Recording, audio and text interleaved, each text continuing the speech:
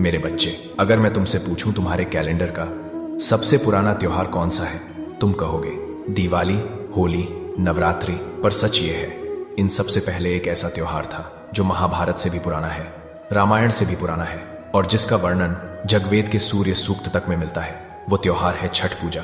यह वह त्योहार है जिसका रिश्ता सिर्फ धर्म से नहीं, प्रकृति, विज्ञान और मानवता सभी से है। ऐसा त्योहार जहां न कोई शोर, न दिखावा, सिर्फ शुद्ध भक्ति और प्रकृति के साथ एकता। मेरे बच्चे, यह छठ पूजा का जिक्र रामायण में मिलता है, जब मां सीता ने वनवास के बाद अयोध्या लौटकर पहला छठ व्रत रखा था, और महाभारत में कुंती पुत्र कर्ण ने, जो सूर्य देव के पुत्र थे, वह भी नित्य सूर्य अर्घ्य देते थे। इतना ही नहीं, मौर्य साम्राज्य के समय में चाणक्य और चंद्रगुप्त के युग में भी इस पूजा का प्रमाण मिलता है। और जगवेद के सूर्य सूक्त में लिखा गया था, सूर्य प्रत्यक्ष देवता है, अर्थात सूर्य ही वे देवता हैं जिन्हें तुम देख सकते हो। आज के युग में जब दुनिया प्रदूषण से लड़ रही है, छठ पूजा एक मिसाल है कि इंसान प्रकृति के साथ जी सकता है, बिना उसे बिगाड़े हुए। इसमें इस्तेमाल होने वाली हर चीज, चाहे गन्ना हो, बांस हो, मिट्टी का दिया या सूर्य मूर्ति, सब कुछ एक 100% इको फ्रेंडली होता है। कोई प्लास्टिक, कोई पेंट, कोई आर्टिफिशियल सजावट नहीं। चाहे कोई अमीर हो या गरीब, सब लोग एक जैसे अर्घ्य देते हैं, एक जैसे पानी में डूबकर सूर्य को प्रणाम करते हैं।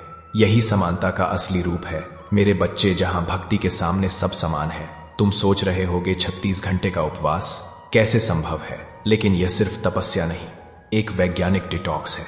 आज की आधुनिक विज्ञान कहती है, जब शरीर उपवास करता है तो एक प्रक्रिया चालू होती है जिसे ऑटोफैजी कहते हैं, जो पुराने कोशिकाओं को रिपेयर करती है और शरीर को प्राकृतिक रूप से ठीक करती है।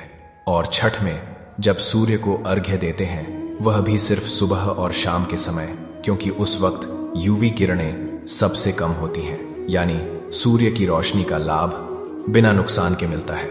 देखा मेरे बच्चे, कैसी अद्भुत ज्ञान भरी विधि रची गई है, जो धर्म भी है और विज्ञान भी। तुम्हें लगता होगा सूर्य पूजा सिर्फ भारत में होती है, पर सच यह है, पूरी दुनिया में हर सभ्यता ने सूर्य को देवता माना।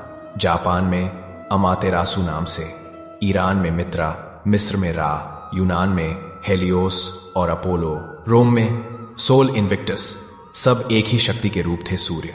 और भारत में सूर्य के वंशज रघुकुल में ही तो मैं श्री राम के रूप में जन्मा था। सूर्य उपासना की यह प्राचीन परंपरा सिर्फ भारत नहीं, पूरी दुनिया की सभ्यता में एकता का प्रतीक है।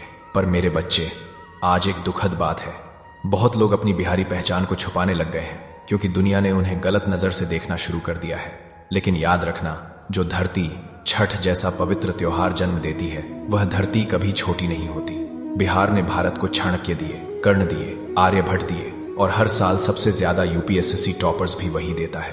प्रतिभा की कमी नहीं है, कमी है उन नेताओं की नीयत में जिन्हें बिहार के लोगों के सपने छोटे लगते हैं। इसलिए अपनी जमीन से शर्माना मत, अपनी परंपरा पर गर्व करो, क्योंकि छठ सिर्फ बिहार का नहीं, भारत का गौरव है। मेरे बच्चे, छठ एक याद दिलाने वाला पर्व है कि इंसान जब प्रकृति के साथ जीता है तो उसे देवता मिलते हैं, और जब उसे बिगाड़ता है तो सिर्फ विनाश।